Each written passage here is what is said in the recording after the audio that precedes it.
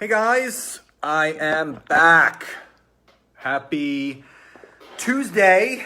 So I'm going to wait for my dear friend Lori to pop on. And again, for all of you coffee lovers, for all of you people that love your coffee like I do, you love your lattes. And this, what Lori has created with her business, is pretty amazing, and it's something that you definitely need to hear about.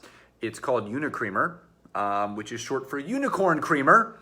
Hey, David, and I left the link to her website, www.unicreamer.com, and there she is. And Lori, make sure that you are on your phone and your headphone. Oh, there you are. All right, perfect. Make sure your headphones are plugged in. I'm going to plug mine in right away because that will eliminate any of the reverb. So just give me a second. And I'm going to plug in here and add you. Here we go. All right. Let's see if she can come on. So again, you guys need to hear this story, and I love spotlighting the amazing people that I'm connected to and connected with in my circle. And it's just, hi. Hi. Hey.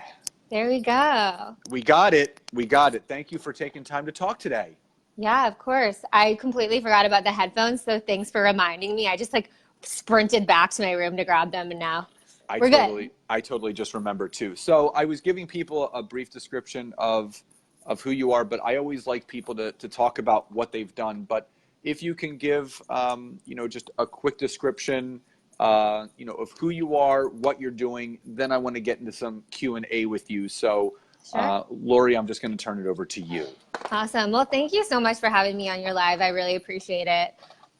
So my name's Lori for everyone in Scott's audience, and I started a company called Unicreamer, and this is a little bit about why I started. So about 10 years ago, in my early 20s, I got a job on Wall Street, and while life was amazing because just financially it was amazing, my health started to take a toll.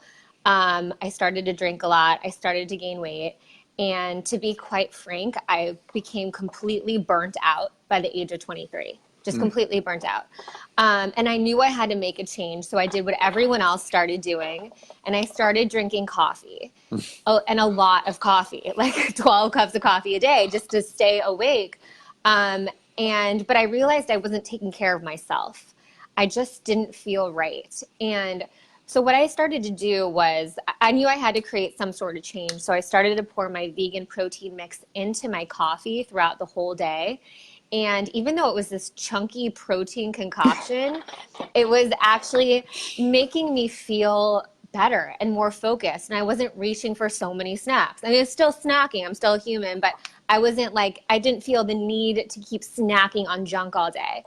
And I've been doing this protein coffee concoction for like 10 years. And then finally my sister's like, what are you doing at a holiday function? I'm like, this is the thing that keeps me healthy. And finally we're like, we need to help other people, create the same sort of change in habits in their everyday life. And this is what I used. And we threw in some healthy fats. So now we consider ourselves almost like a coffee supplement that just happens to taste delicious. So we come in mocha, hazelnut, and original. And we spent 8 months doing R&D, getting it to blend well in coffee. Found one of the best producers in the whole industry to come on board to make it taste good. So that's kind of like a short story into how we got started.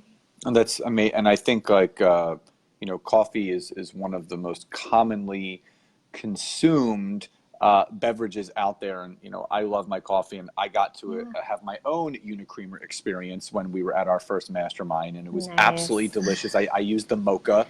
And so, but let's go back. I mean, that's what you're doing now, and then we're going to get to that. Sure. So obviously what led you to, go, and you were on Wall Street, you were in finance, you were doing all those things. What was the big attraction to that? And everyone has kind of like that breaking point, that aha moment where you're like, you know what? I don't know if this is the life that I want. So how did you get into what you were doing, and what was that aha moment for you? Yeah, well, that's a good question. I didn't really know what I wanted to do post college. I moved to New York. It was just a really long vacation for me, to be honest. I've always wanted to be an entrepreneur. I tried to start a company in college, and it was just a mobile spray tan company, but it was a huge sorority town. So I figured I can knock out like 60 girls in a day. And I was just planning on staying there because I wanted to start my own business. So I've always wanted to be my own boss. When I came to New York, I was like, holy crap, this energy is on another level. I never wanted to move to the Northeast, but I fell in love with New York. I started cocktail waitressing. I've always been a hustler. So I was like, how do I make a lot of money in New York, like really quick? So my parents were like, I don't know what the hell you're doing, but we'll give you a couple months to figure that out. So I went cocktail waitress finally. Like I would cocktail waitress till 4 in the morning and then interview at finance places at 6 in the morning. So I wouldn't sleep. And I finally got an interview. It was actually the second interview that I ever had. And I got the job at one of the biggest financial brokerage firms. Mm. So I started it. It was me and like 6 other guys. It was actually the one company that was in 9/11. They were affected the most. Wow. It was me and 9 other guys at the desk and one other woman. And it kind of led me down this path of like, wow, I was all of a sudden making so much money, but I was getting yelled and abused almost every single day. Like, and it was even before the Me Too movement or where anything was regulated within the office. So being one of the only women, and especially younger than most of them by at least 15 years, it was rough. So I didn't think about it. I started drinking a lot. Like I would even drink during the day. I would drink taking out clients. And I mean, the lifestyle, I finally had so much money, but I wasn't happy. And Mm. of course, the first 2 years, I was so grateful I had this job. I was able to live on my own. I was able to do anything that I wanted. But at the same time, after 2 to 3 years, I was like, I am just not happy. And I'm like, I thought money would solve my problems, but it didn't. And so for me, it was like so confusing as a 22-year-old, 23-year-old. Like, why am I not happy? I don't understand. I can do what I want, but I'm so miserable. And part of it was because of my health too. I just wasn't feeling awake anytime, any point during the day. So I feel like it was my 4th year in that I started thinking about and planning on how I was going to make my out. I just didn't know how to do it because I felt stuck because of the money. Mm. And actually, you guys, a lot of Scott's followers will probably know, my cousin got into Isogenics, and it's a network marketing company. And even though I kind of sucked at Isogenics, I only dabbled in it for about 30 days. Um, I it gave me actually it gave me that push that there's like another way to Mm. do things. Like, and I lost my 18-year-old ambition of like, I can do what I want. Now I'm like, wait, there's people that are doing things that aren't the normal corporate way. And I'm like, I'm going to do that too. So 2 years later, I quit, almost got sued by my company, but it was great. That was that. But you didn't get sued, which is the key. I didn't. My ex's mom happened to be one of the top lawyers in New York, so thank goodness. So when I was talking about this with Kareen last night, and I feel like there's a lot of people that have those moments where they're really not happy with what they're doing, but they're just kind of trudging along, going the day in, day out. But then there's those people that say they lean into that and they're like, you know what, there is a better way. I'm going to find a better way and I'm going to make it happen. But then there's those people that you basically just succumb to your surroundings. So one, what was it about your vision that you started planning your exit strategy? And why do you feel on the other side of things, when people start having those feelings, they choose to stuff those feelings down and continue to just do what they're doing, and not pursuing their dreams? Yeah, I'm going to answer your first question first because like anything where I'm just being really honest. I don't ever rehearse these things because I just try to channel back to like how I was feeling. Mm-hmm. It's so much easier to stay. Like when you're in a bad relationship or in a job that's okay and you're still going, it's so easy to stay. Like it's so hard to fathom leaving because it's like Yeah. you're leaving so much that it's so overwhelming. And I mean, I've been in a relationship like that where like I was with an amazing man, but I still wasn't happy. And it's like, it's so much easier to stay. Like I totally get why people just stay. It is so much easier. I think for me, there were so many, I think one solution that I found is I surrounded myself with people that have done it. Like I made sure that I was in a group of, I have a lot of good friends who started their own businesses, kind of got out, and I was just by meeting with them, taking coffee dates with people that I looked up to, asking them their story. Like I just started going out with people that I looked up to, and it really enforced that I can do it too. And I think that's like was a huge thing for me, is surrounding myself with people who inspired me. Yeah, and it's one of those things where what I've realized is that, what you do, and Brooke's on here and she said it's her favorite creamer ever, which Thanks, Brooke. I would agree.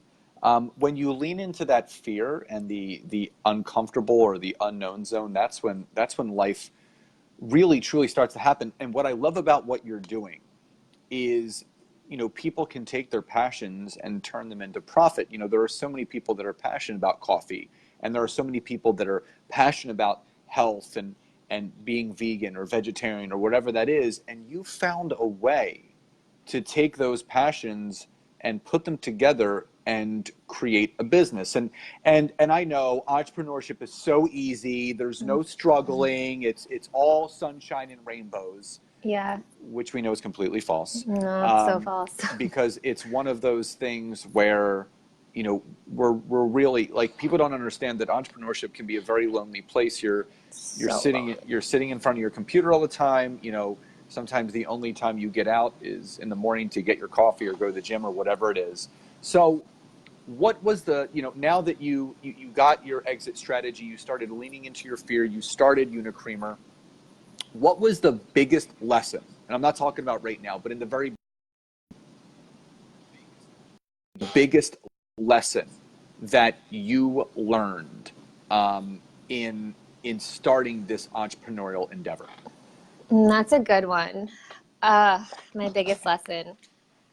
I think my biggest lesson is that we can really do anything we want. It's just a matter of how much energy we're going to put into getting what we want. So, I mean, I'll just tell you guys this, like, I went from a very cushy Upper West Side apartment to living in my sister's bedroom with our 2 dogs on the bed and her 2 roommates. There's 3 girls, 2 dogs. Finally, we're getting our own place. But my last year, I went from that to literally not having a job, going into debt, and it's living in my sister's bedroom. But to be very honest, I have had more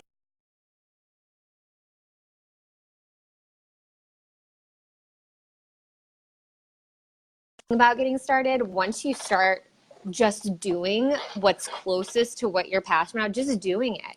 Yeah. And like making those sacrifices. Like if you have family, what's the worst that can happen? The worst that can happen is you fail and you go live with your parents for a couple months. You go home. Like no one's going to be, unless you're mentally unstable, you have a family that's going to take you in. What is the very worst thing that could possibly happen? God. Like, so I think it's just a matter of, like, my lesson was I can do anything that I want.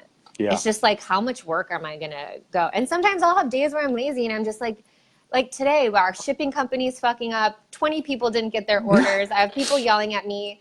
Now we have to pack 20 orders from our house. Amazon, we ran out and we're like, holy crap. We filmed for a very popular TV show, which we're out of inventory for when that airs. There are so many huge issues, but I'm like, I don't know. I have to do it. Like now I'm on this track already. I am a CEO now. I am a founder. And so you just have to kind of do your thing. So yeah.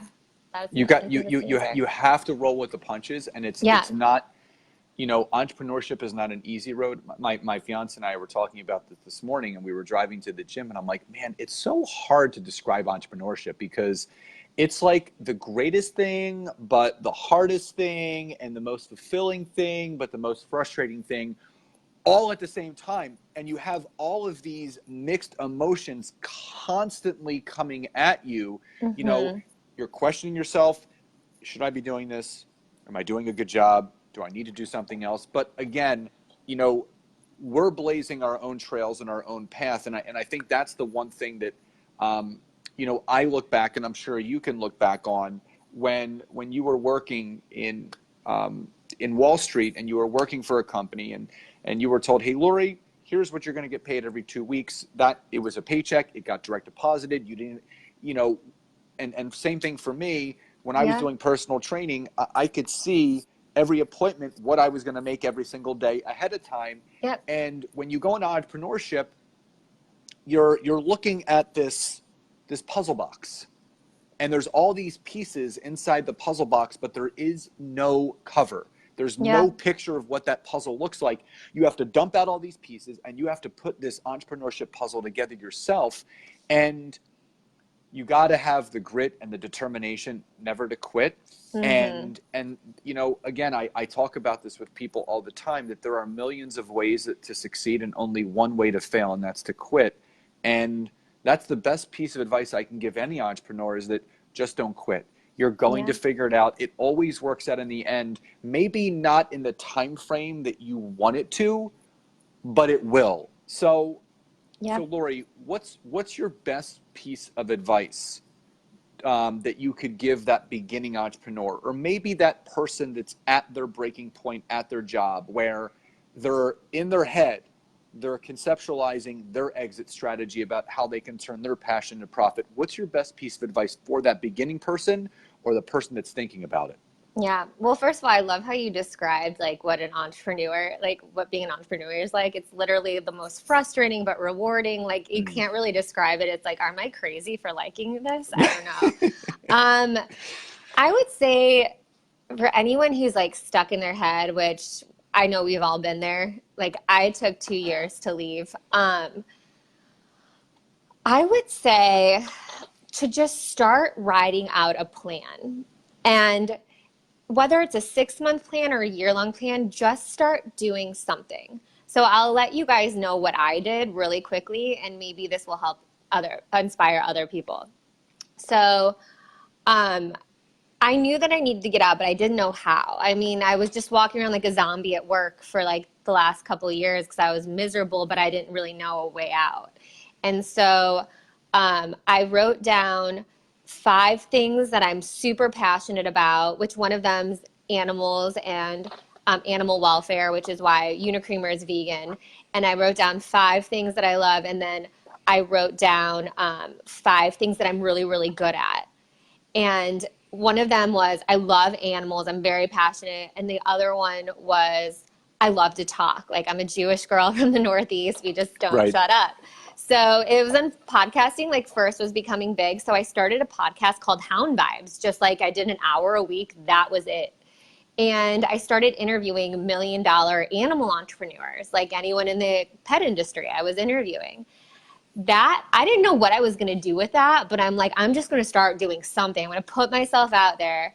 And like I said, this was not right away. It wasn't balls to the wall, but I was just needed to do something. And then from that podcast, I interviewed a guy who wanted me to run the back end sales and marketing for a startup pet company. And I was like, yeah, let's do that. So I took that job. Because of that job, I learned how to run a CPG company, a consumer packaged goods. And because of that, I knew how to run the back end of my company. So it started with me writing down what 5 things I was passionate about, and then 5 things that I was really good at, combining those. And as I started to do it, it started to manifest into something that I needed. And that came to creating my company. And I already knew how to do the distribution, the sales, the back end because of that podcast. So that's one piece of advice. Just write 5 things, write 5 things. I love, and that's, I do I do something similar. And when I tell people that are on their path and they're trying to find the best business avatar for themselves, you take a sheet of paper and you draw a line down the middle and you write the 5 qualities of the type of person or business partner avatar that you want. So someone that's driven, motivated, inspired. And then on the other side, you write the 5 absolute do nots. Someone that's gossipy, someone that has a poor money mindset, they're negative, they're drama. And then what I tell people is those 5 qualities that you write down that you want to attract are typically the way that you see yourself. So everyone knows who they are and what they stand for. It's about really just leaning into it and making things happen. Okay, so everyone has a really good idea of, how you got to where you are, and obviously you are in the process of really expanding Unicreamer and taking it to a whole other level. So tell us a little bit about the business. What makes Unicreamer so special, how people can get their hands on it, and what they can expect from it. Sure. So I have some little sample packs right here. So we made Unicreamer. Like I said, we describe them as like coffee supplements. So it comes in original, mocha, and hazelnut. And I created them because I was pouring supplements into my coffee throughout the day to get that energy to stop from snacking. So we created this for people that are on the road, that are busy, that really want their coffee to taste like a latte, but without all of the bull crap in it. So we have like 5 ingredients or less. In fact, our original has only 3 ingredients in it. It's plant protein, which we use a special plant protein that actually mixes really well into coffee. And then we have MCT oil, which can level out your blood sugar levels, especially when you're about to crash. And then sunflower lecithin. So even our emulsifier, which puts it all together, is a natural emulsifier. So we spend a lot of time on these bad boys, and they're so good. I mean, I'm the type of person who I would not put a product out there unless I was obsessed with it. So I think I hope that, if you do decide to try it, we would love for you guys to try and give us your honest feedback. But for Scott's friends, I will do a Scott 20 discount that we can put on here. Ooh, I didn't know that. Listen to that, guys. Yeah, so we'll put that on here. Scott 20, you can go to www.unicreamer.com. We are in Chicago and all the stores around here. We're starting to infiltrate it around the whole United States. You can find us on unicreamer.com and on Amazon as well. And yeah, that's about it. I hope you guys like it. All right, so two final questions. Number 1, what's the biggest entrepreneurial lesson that you have learned in 1 word? So 1 word to describe the biggest entrepreneurial lesson. Connections. Love that. Okay, now final question. And I love this question because there is no right or wrong answer. So going from where you came from to where you are now, what does success mean to you? Success to me means waking up every day, doing business with integrity, so sticking to your values, and just failing forward consistently. That's what it means to me, honestly.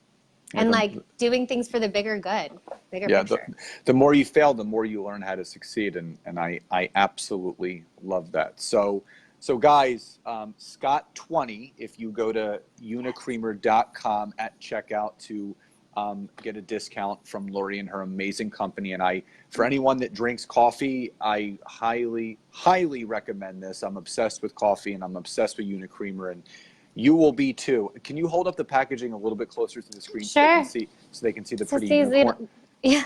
There's a pretty unicorn on there too. We were told from our male customers we need to make these a little bit more manly. Yeah. But we do have we do have a pretty even 50-50 split of men and women. But yeah, I think you guys will really like this. It's just like a protein shake for your coffee. And we've heard it tastes pretty damn good. So I love that. I absolutely love that. So Lori, I just wanted to thank you again so much, for coming on here today, being vulnerable, sharing your story, because I know there's a lot of people that that have these ideas and these passions inside of them, and sometimes people stuff it down just because societally that's what we're taught to do. But when you start leaning into the fear and you fail forward, you learn how to succeed. And you are a prime example of someone that leaned into the fear, isn't afraid to fail, and obviously you're on your way to doing some big things. And I'm just happy to be a part of that journey and to see you growing. And just thank you so much for taking the time to be on here today. Yes, thank you so much for having me. I appreciate it. And I look forward to connecting with you soon. So just grateful for you and our friendship and all the things that we're going to be doing together in our mastermind and just in general life. And I know you got a busy day ahead of you, but thank you so much for taking the time to be on here. Yes, thanks, Scott. I'll connect with you on Thursday. For everyone listening, I'll be interviewing Scott. So stay tuned for that. We'll give you a little preview. But anyways, bye. Bye, Lori. Good to see you. Bye. So as you can see, everyone has a different passion that can be turned, or a product that and passion turned into a product and into profit as well. So guys, go to www.unicreamer.com. I left it in the description. At checkout, use Scott20. That's your coupon code. You will get a discount. Lori was kind enough to do that. So guys, enjoy the rest of your amazing afternoons, and I will talk to you soon. Bye, everybody.